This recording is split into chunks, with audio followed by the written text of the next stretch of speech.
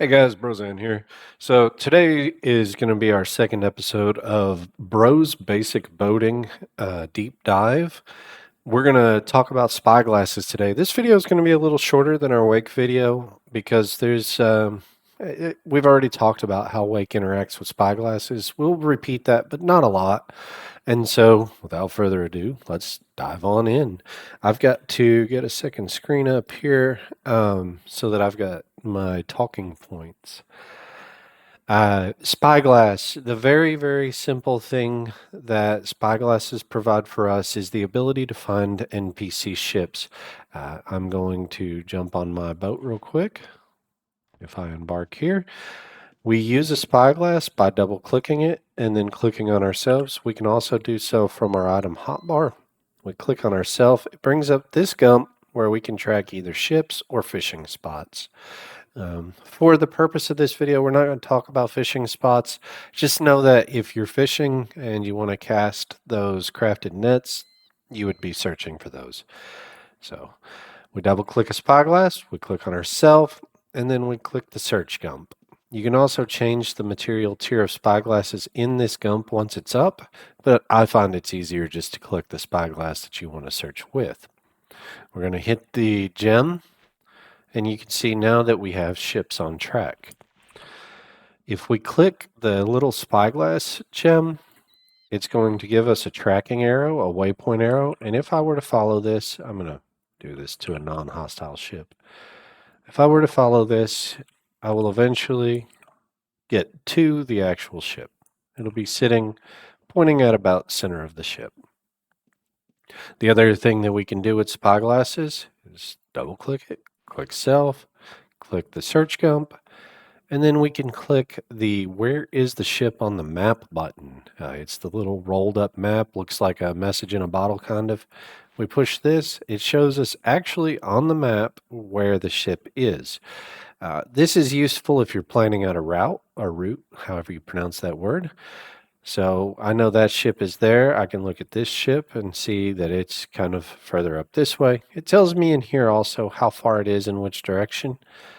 But say I've got these two that are southeast and I ultimately want to end up back at the shelter docks. I know that I would want to go to this ship first and then to this ship that's over here, and that would let me finish over here. So that's particularly useful for planning of destinations. Next thing we want to talk about is spyglass bonuses. There are multiple things that contribute to how far you can see NPCs. Let me get a map up here so I can drive back to land. And we're going to talk about base spyglass stuff. So I'm on land so that I don't get bonuses for my boat so that we could show this easier. Let's look at our boat and we're going to look at our stats.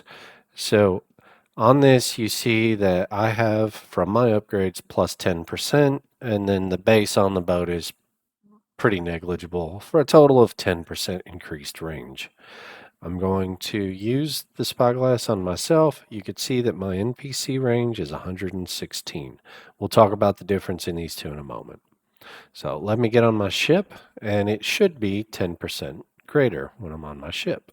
So I'm on my ship, I'm getting my tracking bonuses, or my spyglass bonus from my ship, and you can see now it's gone up to 128.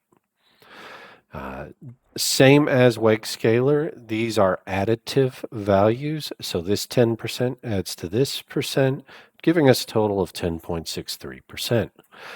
This is particularly important when you look at upgrades like Crow's Nest that are 40%. They give a very large bonus because it's not multiplicative with essentially zero.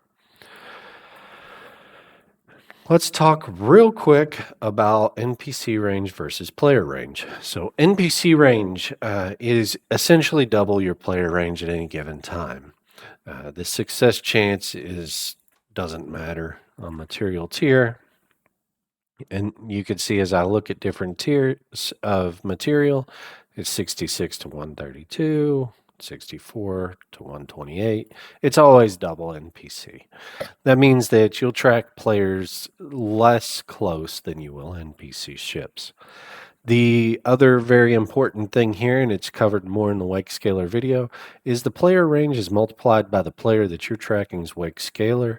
So generally this number, even though it says 56, if a individual has 75% wake, you're only going to track them at the floor, which is you always track players at 50. So that's kind of the difference in NPC and player. Next thing we're going to look at is bonuses that impact the distance you can track at. So we already showed the boat bonus. The next thing is the material tier of the spyglass that you're using. You've noticed this a little bit as I was clicking through, but I've got 3 different tiers here to look at. I've got a bronze, I've got a valorite, and I've got an averite. My boat has very little plus spyglass, so you'll notice as I change tiers, it's roughly 4 tiles per tier. This is a multiplier, however. So there are floors as you move between tiers. Some only give +3, most give +4. So with a bronze on this ship, I can track at 112 tiles. Let me get to Valorite. With a Valorite, we track at 128. Keep in mind, this is a radius around you. So this, while it sounds like you're only gaining 16 tiles, you're gaining that in front of you, behind you, and to each side. So it's worth roughly the circumference of a circle. Or I'm sorry, the area of a circle. And then Averite is 132. We look at this because you could see clearly the 4 tile track difference. Very, very important thing to note, this is multiplied by your ship. So let me go dock real quick.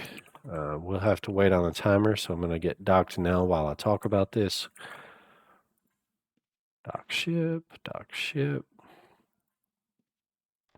I got to salvage my other boat real quick. I forgot it was on the salvage master on test. All right, so we're waiting on our cooldown to dock, and we're going to talk about spyglass stuff for just a second while we wait on it.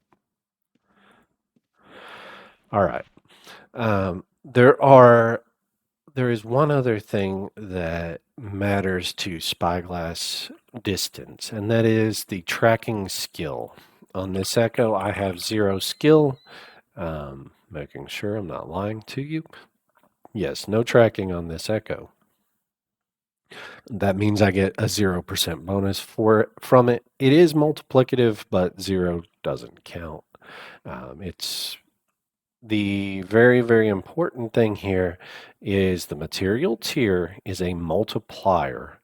Tracking bonus is also a multiplier. And then you have the boat stat, which is a multiplier. What that means is that if you've invested heavily in tracking on your or spyglass range on your boat, using a higher material tier, it gives you more tiles. So if I have almost 80% spyglass bonus on my boat, and I go from Valorite to Averite, that 1 material tier up, I'll actually gain 7 tiles of search distance. So it is a multiplier. It is very valuable if you start investing to invest heavily. The other thing is the tracking skill. We'll talk about tracking skill as soon as we launch our boat here. So I'm going to launch a boat that has a larger bonus to tracking. It is too far away. There we go.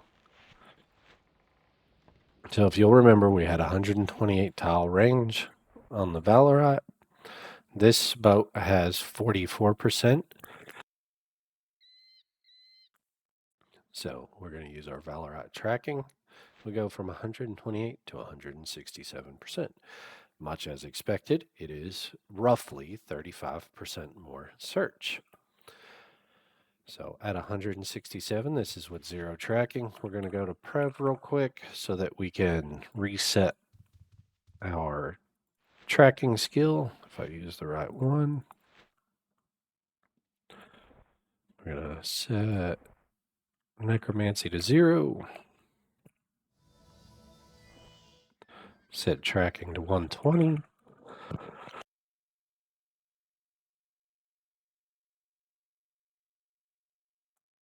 Apply. Go back to our boat. You remember we were at 168. It should be roughly, or 167. Should be roughly 20%, 25% more because we went to 120 skill. You can see now we're up to 200. And this is using 120 tracking, a 45% boat. The highest I have seen is you can get to 259.